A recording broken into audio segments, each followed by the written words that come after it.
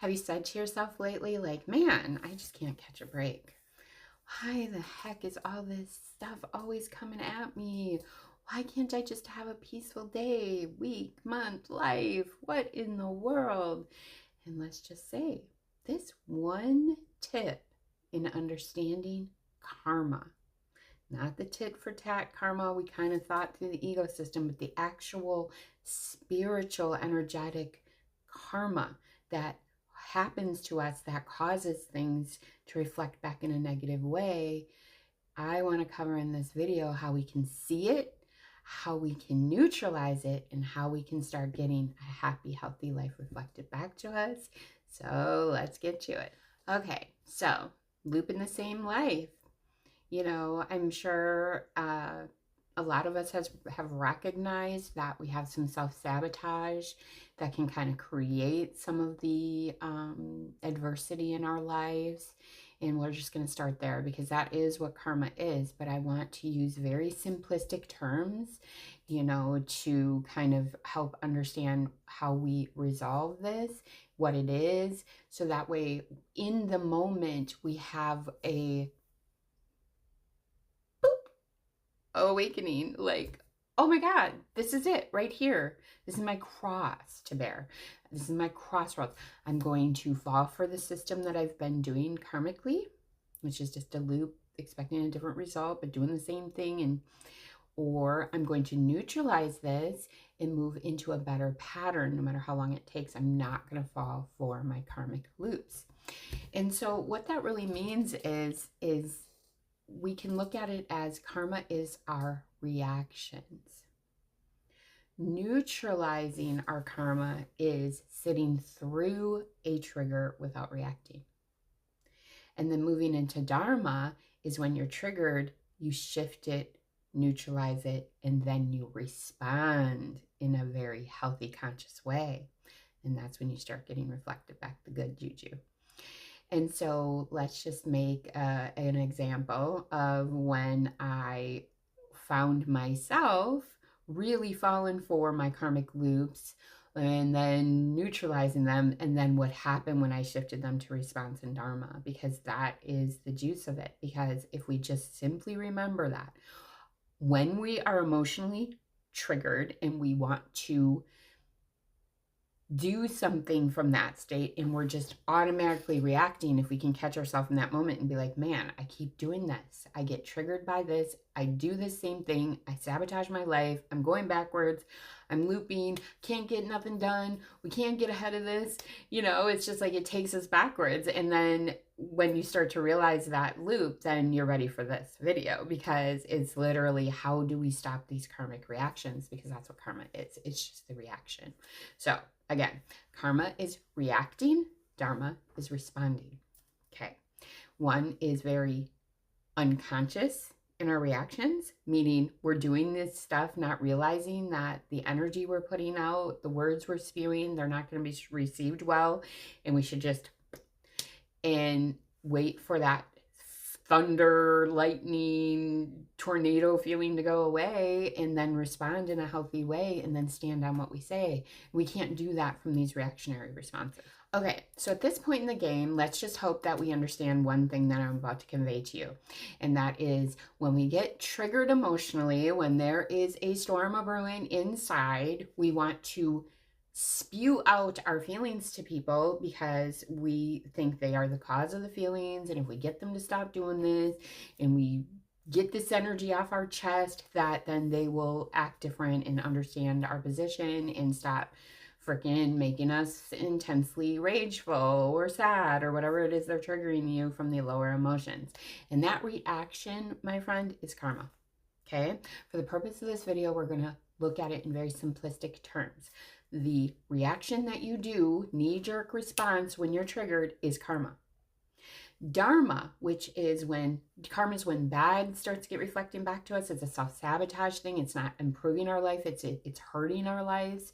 And then dharma is the opposite. We get positive feedback from people, the universe. We get blessings. We get miracles. And so that comes from when we are in a good place and we convey to people, we give them good juju and they in return give it back. And so I hope you can see the difference, the contrast here. Like, karma is when we're spewing from that negative place in a reactionary way, and we're saying things from that energy, and people feel us before they hear us. So this is our karma, because we're not understanding that if we change this to the dharmic way, that everything will come from a dharmic place, a good energy reflected back.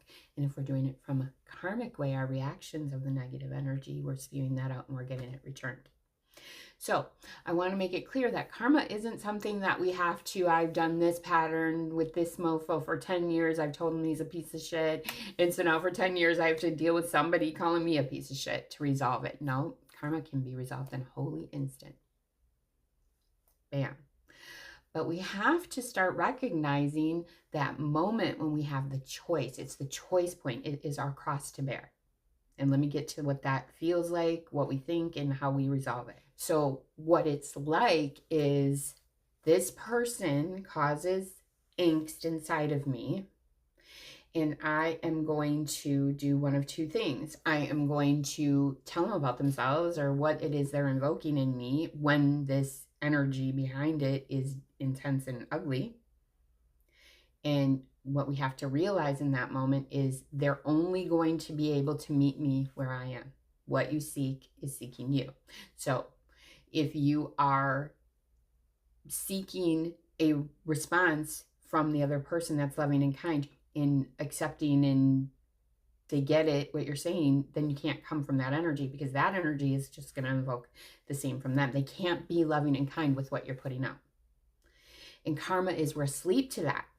It's just a reactionary pattern, thinking that we're going to get a good result when the energy under it isn't good, and we only can get, we live in a reflective universe. So karma is basically being asleep and just being reactionary to our emotions on autopilot. Okay, and so dharma is when we can feel that energy invoked in us, and we can self-soothe, cultivate a better feeling. This is what self-love means, by the way. Love is a feeling. It's a state of being. So if you're triggered into anger, you're down here, and love's way up here. How are you going to get there all by yourself? Yourself cultivating love in you. So self-love is really just an energetic thing. You're going to move it up inside yourself before you respond, because you want that energy to be reflected back to you. But we got to get into where people get hooked into, no, but I did that, or this, that, and the other, because we're going to address some real stuff to show you that that's not what you're doing, and this is what will happen if you do, and all of the schematics that your ego mind can take you to, that you are not needing this work, because this is the work.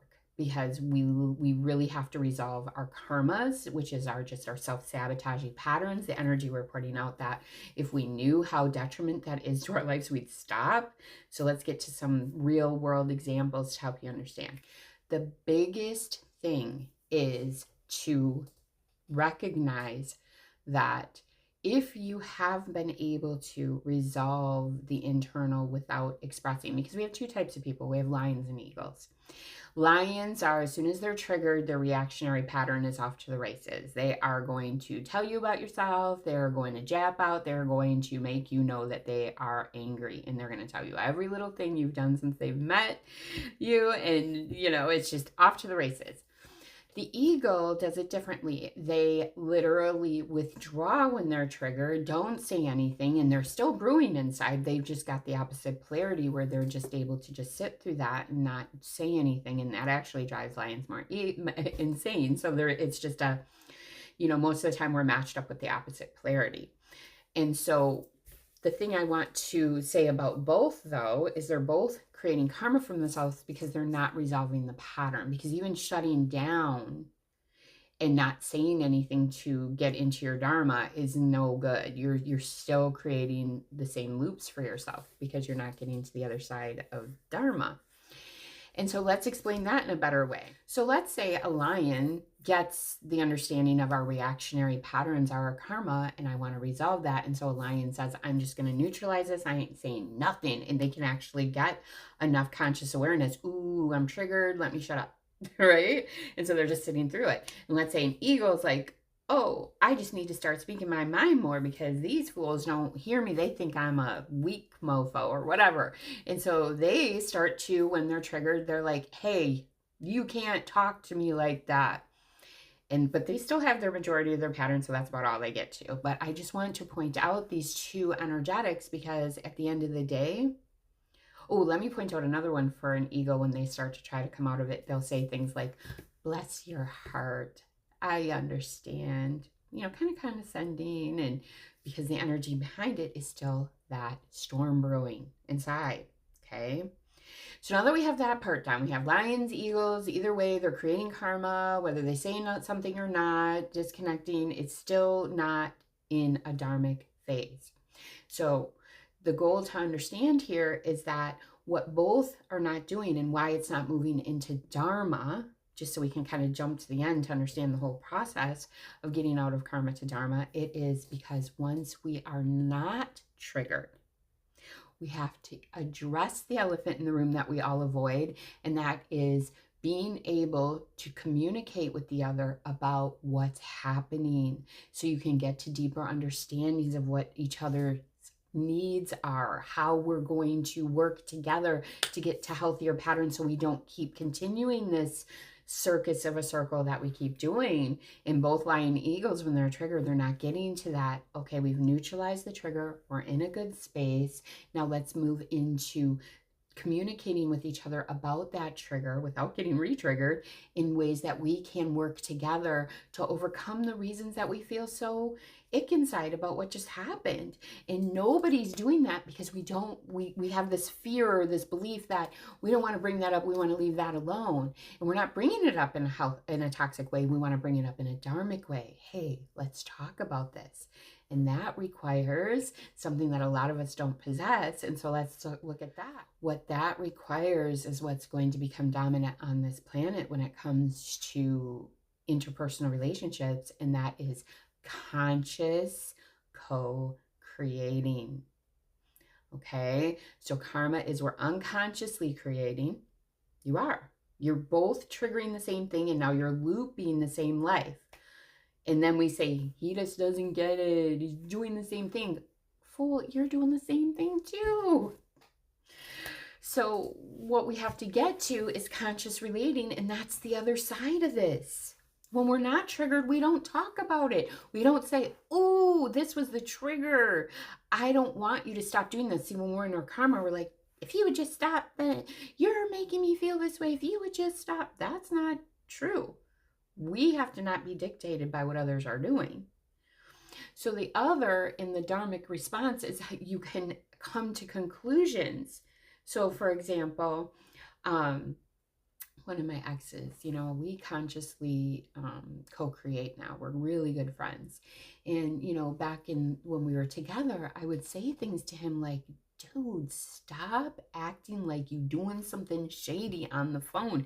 It's like you looking for a reaction from me. And I was saying it when I was triggered. Well, you getting a reaction, mofo? Look it, you over there on the edge, hanging off the edge of the bed, trying to hide what you doing on the phone. Stupid. And he's like, I ain't doing nothing. You're freaking crazy. I'm just over here minding my business. I was resting, relaxing. You just snapping. Okay. So then we finally got to a point where I could see what he was doing to engage with me, whether he was doing something good or bad. I needed to self-cultivate love and then communicate it to him. And this took a lot of time, but I know the universe matched us together, period. Because he's super chill about his triggers and I'm super raging, and we were both doing the same things to try to provoke each other, and it was wild. But this is how we finally clicked and got it, and this is what makes us good conscious creators together. I started to cultivate the feeling of love within me without japping out on him. And then when I was dead still in a good place inside, I would say to him, why are you kind of doing that? Do you recognize like maybe you're trying to get a reaction out of me because it makes you think I like care?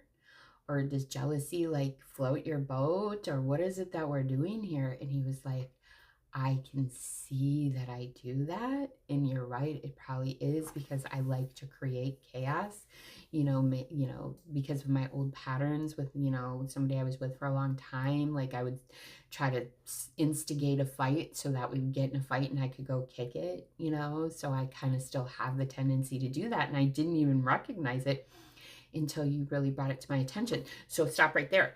I brought it to his attention from a very conscious.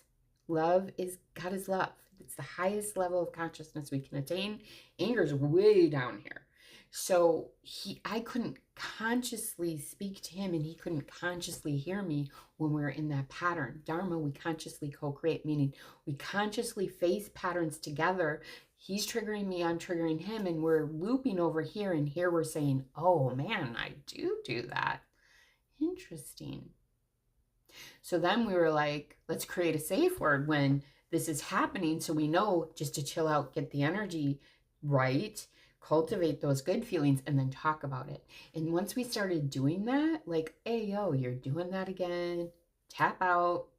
Tap out's always my thing. And then get ourselves right and be like, dude, were you really doing that? Or was I seeing correctly? He's like, oh yeah, I kind of was, I'm sorry, blah, blah, blah. And then before you know it, you laugh at the patterns because you're staying conscious. The more and more you bring consciousness to patterns, I love how Eckhart Tolle says that when you start to see it, it's about to unravel. And these are very elusive karmic loops, y'all. Are you kind of getting it? All right, now, the biggest thing that we have to address is that there are people that don't want to consciously create with you. I'm sure that's come to your mind, and you're absolutely right. So it is your ownership to keep neutralizing and cultivating the higher states of being without reacting in the old ways. Communicate to them in a healthy way, and then if they don't hear you, this is important. If they're not willing to own their part, like at my example, he was like, yeah, I see it. And I did this back and I started making it a pattern because it was my way of getting out of her control or whatever that was. And so he became conscious with me. But let's just keep it real. Half this planet doesn't want to become conscious. They want to continue to project that you're the problem. So in that example, he could have been like, you're a trip and you're crazy for the rest of his life. And he didn't want to see what he was doing. He didn't want to honor my wounding and see that our demons were playing together. Okay. And so what do you do with somebody else is not willing? You do two things. You ask yourself, am I willing to overcome the wounding in myself where I don't let it bother me and stay with this person? Or am I going to let it go because I know I can see that this person's going to consistently trigger me and they're not going to work on, let's just relate in a healthy way to get some dharma going between us and overcome this pattern. And so then you say, I have to let it go. I'm just going to keep it real with you on point 1 and point 2. There's something we can learn right here. And that learning is what we all are trying to move to on this planet. And that is unconditional love. So option 1 is where you neutralize all your trauma triggers and, the things that cause the demise of your energy into a lower state of being. You work on always cultivating within yourself. And then what other people are doing, what other conditions they're providing you that usually would trigger you, you don't require a certain condition to feel a certain way. You become unconditional. Conditions don't affect the way I feel. I am unconditional in love. It doesn't matter what's happening around me or what I perceive another person to be doing against me, or if I see them as evil. I don't move from my state of being of love. There's a very different thing going on in the reality about unconditional love where it's like, I have to let them treat me bad to be unconditional love. We are talking about state of beings here. What they're doing does not dictate how I feel. period. And if you can get to that place, and this mofo ain't really doing anything that wrong, like my example, okay, he's over there doing shady shit on the phone, I think. But is he really? Because he's really here with me every night. He's with me 24/7. You know, he goes to work, he comes home, this, that. And so it's like, okay, let him have his little piddly ass pattern. I am unconditionally in the state of love. Nothing out there dictates how I feel. And then I can just shrug it off. But the beautiful thing is, if you can get to that place in step 1 or step 2, whether you choose to stay unconditional in your states and it doesn't matter what they're doing, or you leave, you're going to be presented with things dictating how you feel over and over again. And so the goal is to not let that affect you. But what you find is when it doesn't affect you, then people realize, whether consciously or not, this pattern isn't even affecting her anymore. They just naturally stop doing it. So you can even be with an unconscious person if you have enough consciousness and you are able to not let conditions take you from your state of love, unconditional love. Interesting, hey? And so that's where I got this coin phrase that I coach people with. It's, you know, chase your triggers, because you want to be unconditional in the state of love, not where you're letting people walk all over you. If in that scenario was a little different, where he actually was causing this so he could go out and cheat or something, well, then that's a whole different story. But, you know, if I'm just tripping and my states are all over the place, and I have to work on my internal state of being, and then I can choose from that conscious state to communicate with them and figure out if they're really doing anything wrong or if I'm really just tripping, and then make conscious decisions, y'all. But the biggest thing that we're doing on this planet is running from our triggers, that God has a purpose in allowing us to be triggered with this person to become more conscious of our triggers. And when we choose not to, that is karma. And it gets more and more momentum. So if you run from this person and you're running from your triggers and you're not facing them, this person was matched up with you perfectly to balance out that. And then you move to the next one, the next one's going to be worse, because your higher self, and the higher self of your higher self, God, is trying to wake you up. Everything in this universe is conspiring for you to get into Dharma, to resolve your karma. If you haven't heard that before, it's in every type of teaching from every religion and every scripture and everything. We are here to resolve karma. So I hope this video helps you understand it in a way that you can apply it, because knowledge without application is absolutely freaking useless, and it is an elusive tool of the ego, of our karma, to not get us to see it. So let's get on resolving our karma, move into our Dharma, and live the best life possible. So if this video helped you understand a little better, please like, share, subscribe, and until next time, take care.